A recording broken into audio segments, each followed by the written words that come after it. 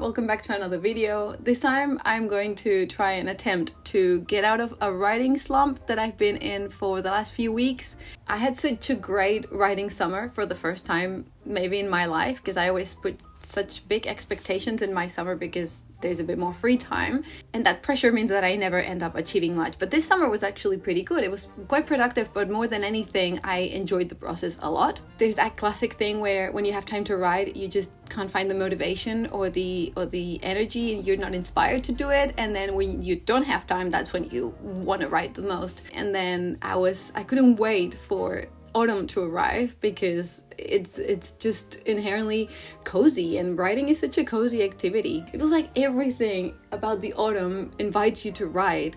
The rain, I don't know, it's a very beautiful sunny day today and it's not raining at all, but it's a bit more chilly, so it already feels more writerly than the boiling month of August if you're in the northern hemisphere. Do I look like an idiot holding the cup of tea the whole time?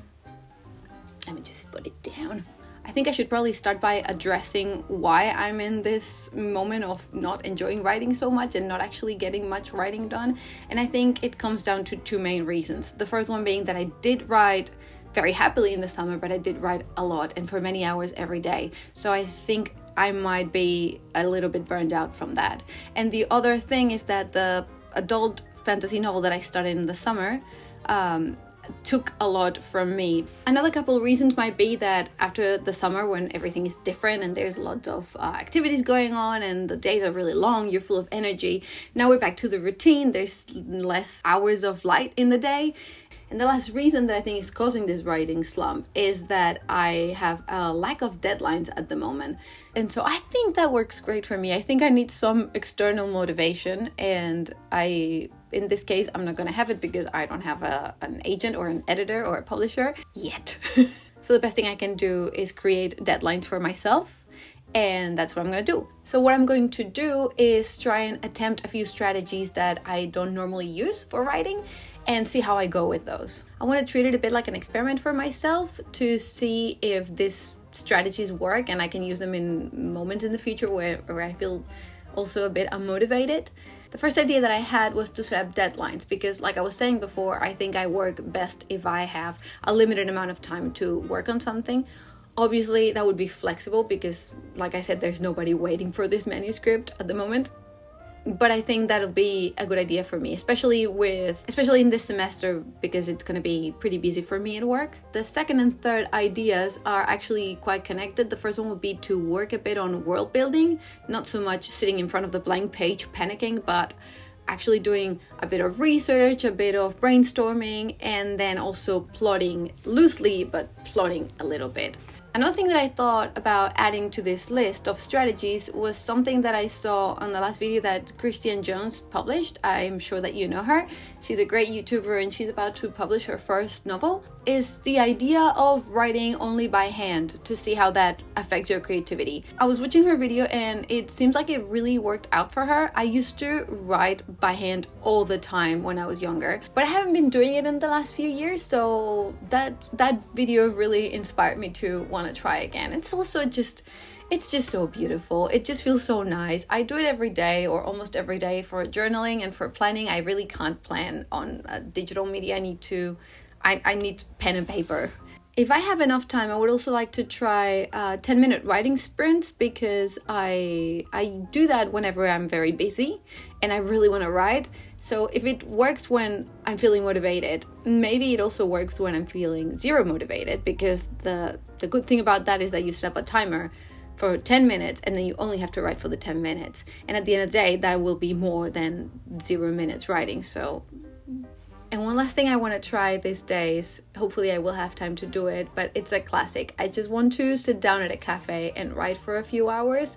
This is not a mind-blowing strategy. It's a classic. It's very romantic, but I think it works really well for me. I just haven't had the time.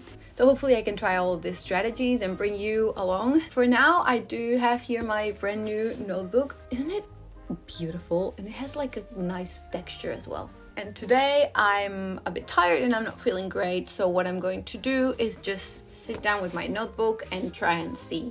I'll just open it and grab a pen and do whatever feels more right, whether it's plotting, world building, or just writing by hand. We'll see how we go.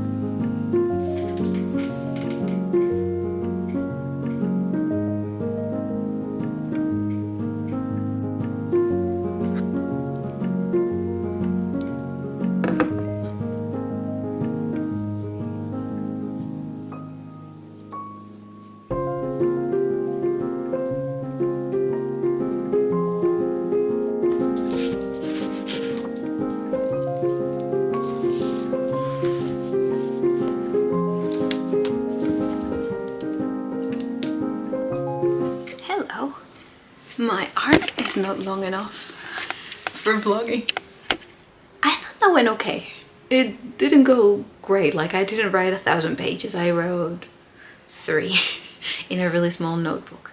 It felt actually pretty hard the first page and a half because I didn't want to be doing what I was doing. I didn't feel like being in that world. I had no ideas for how to make the scene flow, and I was just not happy with the writing that I was doing.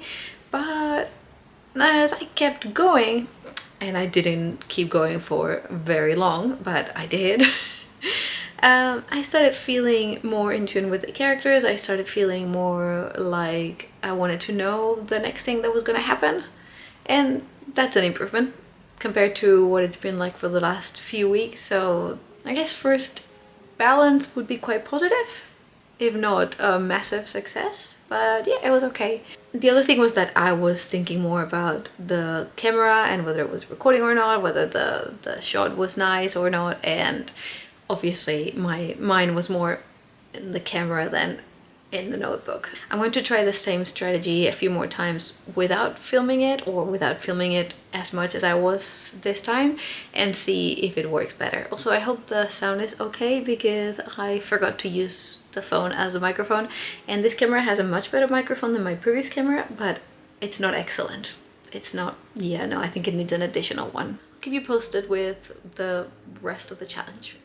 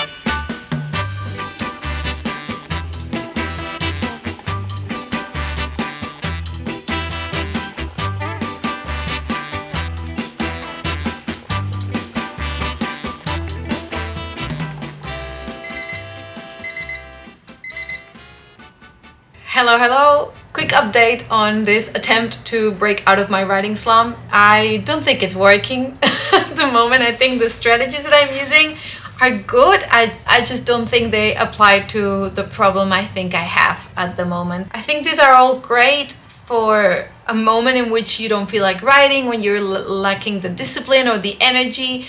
And I don't think I'm lacking any of those things. I think I'm just stuck with this story in particular because I do feel like writing. And there are moments in the day when I have the energy and I really want to be writing and I'm excited to do it. But I feel like when I finished plotline A in the summer, it really felt like I was closing something, and I really feel like letting this story rest for a little bit before I go back to it. And I think I might just do that. I don't like it because I wanted to move forward with it and I wanted to finish this draft before starting new projects in November, because November is a very special writing month for, I think, for a lot of us, even though things have happened in the last couple of years, but I'll address that in a different video. So yeah, just wanted to give a quick update on this whole, like, the state of things at the moment. I'm enjoying the notebook part because I really do love writing by hand. It's just something that makes me really happy in a sensorial way, and yeah, I just really like it, and it's a nice break from all the typing that we do every day. I think I might just try and work on a different project for a little bit. I will attempt that in the next few days and I'll see how I go. It doesn't mean these ideas are not good for getting out of a writing slump, but they're just not working for me right now for the problem that I have right now. I wish I could say they are, yeah, it's all going great, we're out of the problem that we were in, but nah. So I think I'll check in later in a few days probably and see how we go with a different story. I might do some brainstorming, I might do some, I don't know what I'll do honestly, but yeah. Yeah, I'll see you then. Also, I cut my hair a little bit. Hi.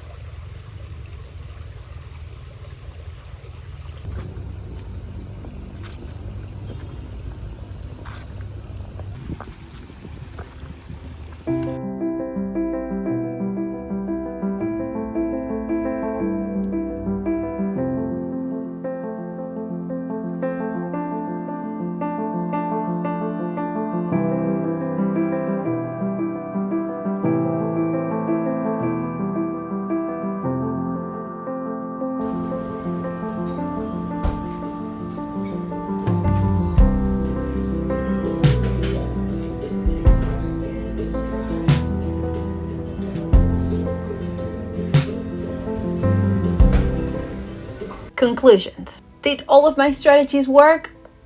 Depends. Some did, some didn't. First conclusion, there's no point in battling a story. If you're not feeling it, you're not feeling it, but I think it's better if you really want to work on it right now and you're just not feeling it. I think it's best to try and remember what you like about it. Try to fall in love with it again. What was happening to me at first was that I would sit down and try and fight my way through a universe that I wasn't feeling like being in that moment. Not that I've written that many stories, but what's been happening to me in the last few years that I've started trying to take writing more seriously was that I imagine a world and I imagine a bunch of characters that I just can't wait to spend time with, and I just can't wait to spend time in that universe. So when I sit down to write, I'm in my happy place. It's exactly where I want to be. And the problem with this project was that I forgot what I liked about it. I was so focused on finishing plotline A that when it came to working on plotline B, I just didn't want to be there. I was done with that world and I was done with that universe and those characters, and I just wanted to move on with my life. I think as soon as I removed the pressure of having to be there and started trying to remember why I liked those characters and why that universe was rich and different, it was when I tried to remember what I liked about those characters and why they were people that I was interested in and why I wanted to follow their story. That's when I started to fall in love with my story again. And I was happy spending hours in that world and not in the real one. Fantasy writers and readers will totally get what I mean by this. Also, trying to see the characters as people and not devices to keep moving the plot forward, because yes, the plot needs to keep moving forward, but I think thinking about them as in like, this person needs to do this so that this can happen, was making me feel more like a writer and not like a person who wants to discover what's going on in this story. And at some point I decided to write what I wanted to be reading, to discover my own story through what I felt like reading. For example, there was a day that I thought about like a bit of a romantic scene, not even like a subplot or a storyline or anything. It was just a scene between two characters, and it made me feel like such a fangirl. I felt like I was reading fan fiction, but like about characters that I really cared about in a universe that I really liked. That made me really happy, and it encouraged me to keep working on the same chapter for a few days after a really bad block. So that actually worked out great. So be a fangirl or a fanboy or a fan person of your own stories, because I think that'll make you write what you want to read, and that will create stories that are way better than if you're trying to write something that you're not liking at all, or that you're just writing it because it needs to be written and you need to finish it already. I feel like that attitude, at least for me, it was not taking me anywhere. Second conclusion, the sitting down to try and do world building and plotting did not work for me. Turns out I am a discovery writer through and through, and I just create details about the world as I'm writing scenes. So I was just sitting down in front of the blank page, suffering and thinking, oh my god, I'm so unimaginative, I'm so unoriginal, I can't think of anything interesting. And then when I actually managed to sit down and write lines and write words, I found myself creating new details to make the world richer and more interesting. And it just happened in a more spontaneous way than just me sitting and thinking, how should I make this world? I have done that before. I've done that with other projects, but with this one, it was just not happening. So if it's not happening organically or intentionally, and you've tried many, many times, why force it? Just try a different way of doing things. And for this one, I just want to sit down and tell myself the story. I'm not the architect type, so it was just pointless. And as soon as I let go of this, I started writing a lot better. Third conclusion, writing by hand worked some of the time, and for some of the problems that I had, it was just very sensorially very pleasant, because I just really liked it. I don't know how many times I'm gonna say this, but I just really love the feeling of pen on paper. And it was very nice because it removed the pressure. Like, it felt like it was like a parenthesis from the very intimidating Scrivener document. It was just a beautiful blank page and a pen sliding through. I don't think I could write the whole book like that, because a lot of the times I found myself moving to the tablet after that, after writing a few pages on the notebook.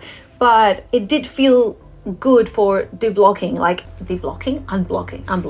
I would be sitting in front of the laptop thinking, oh my god, I have to write, and it wouldn't work. And then I would kind of like unblock it through writing on paper, and then it would be easier to move to the computer after that. Fourth conclusion, the writing sprints. They always work for me. They are like heaven sent. I love them. I have like a primal response to a ticking clock that makes me feel like I'm fighting for survival, and the only way out is through writing, and that's a good problem to have, let's be honest. I think for me the ideal is very short sprints, so like 5-10 minutes, maximum of 15. I've tried the Pomodoro technique before, and it didn't work, because 20, I don't know if it's 20 or 25, just feels too long. It feels like too much of a commitment. I know it's not a very long period of time, but to me it feels like it, because we gotta remember that this is something that I'm struggling. I'm struggling to sit down and do. So it helps with the hesitation. So it helps making it as short as possible. And then after the alarm goes off, if I feel like I want to keep going, I can keep going. Or I can set up another 10-minute timer, and that's it. If I want to continue, I can continue, but I don't need to keep going for a very long time. And the last one, writing in cafes. unsurprisingly, it's always a pleasure. If I could do it all the time, I would. I really enjoy working at home without any distraction, but let's be real, home is full of distractions. It's just so pleasant. If I could spend like a couple of hours every day, it would be great, but obviously life, I'm not able to, but that's okay. Maybe it would lose part of its charm if I could do it every day. I really enjoyed doing it, especially before work, because it combined the sprints with the cafe environment, because I'm not that punctual, so I never had that much time before work, the times that I did manage to do it. So it was very cool. And a bonus track thought was that it really worked out for me to try and write in in-between moments. For example, when I was waiting for a friend right before we met up for lunch, when I was a bit early at work, like I said, or right before a Zoom meeting, there are moments in which I wouldn't be doing anything except for maybe be on my phone or scrolling or whatever, and they become a scene in my draft. They are, obviously I don't have time to write very much in just 5 or 10 minutes while I'm waiting for someone or something, but it's more than nothing. And I think that's the key to writing consistently, that writing a little bit is more than writing nothing. It's so stupid and so obvious, but it's just so important. Like, if every time that you could have written a little bit, you write nothing at the end of the year, you have nothing at all, or maybe you have 1% of what you could have had. English is difficult. Plus, being in environments that are not just being on my own at my desk just seems like it sparks more inspiration, because if I'm waiting for a friend at a restaurant, there's going to be things happening around me. If I'm at home at my desk, there's probably not much going on. So that's all of my thoughts on this little challenge that I set up for myself, and I hope it wasn't too chaotic. I have a chaotic mind, I have a chaotic life, I am a chaotic person, and that's all good. If I had a very orderly life or an orderly mind, it would be a lot easier to do certain things, but it would be a lot less fun for me. It can always be fun to try and do new things that alter your routine a little bit and challenge you in different ways, because maybe what was happening was that I was stuck in my old ways. And it also helped me to reassure things that I knew worked for me, but maybe I forgot, or I hadn't tried them for a while, or I hadn't tried them with this project. I am learning now that I've worked on like 4 or 5 projects. I haven't finished all of them, but I have been working consistently on a few, that each project is its own thing. So for example, I have a project that I've worked on for I think 3 years now, and I only work on it in November because that used to be NaNoWriMo month, and I had it as my NaNoWriMo project, and I cannot conceive at this point working on that novel when it's not November. So that means it's going to take a few years to finish, because I only work on it a month at a time, and NaNoWriMo is very exhausting. Last year, it was already a bit weird with NaNoWriMo, so I decided to do a different thing, and I probably will upload a video about my own personal way of dealing with the absence of NaNoWriMo and the way I do a writing month in November, because it's become such a ritual. I've been doing it for I think like 7 years, 8 years, I don't even know, but it just feels like something's missing if I don't try and write 50,000 words in November at this point. So I will do it, and I will try and show you how I do it. I hope you liked this video, and I'll see you in the next one. Bye!